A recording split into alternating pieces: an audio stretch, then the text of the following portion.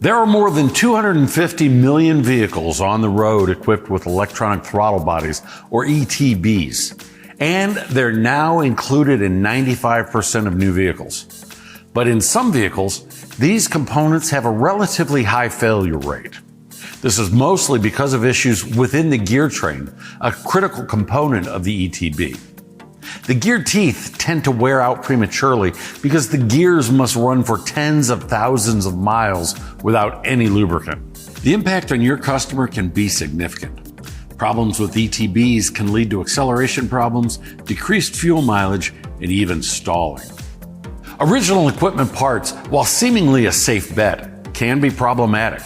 Many OE parts have high failure rates, particularly in popular applications like Chrysler's 2.0 and 2.4 liter engines. That's where Standard's electronic throttle bodies come in. Standard has engineered its ETBs to address the common failures seen in OE parts. For the Chrysler 2 and 2.4 liter engines, for example, Standard's engineers identified the problem as being rooted in the mechanical gear train. Standard made a number of key improvements to enhance performance and longevity. Standard increased the face width of the gear, which helps distribute the load more evenly and reduces stress on the gear teeth. Second, Standard updated the geometry of the gear teeth, making them thicker and stronger.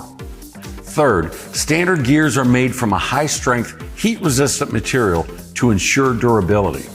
This particular ETB is manufactured at Standard's ISO facility in North America. It includes the gasket needed for a correct replacement. Plus, each unit is calibrated and end-of-line tested for voltage output before it reaches you.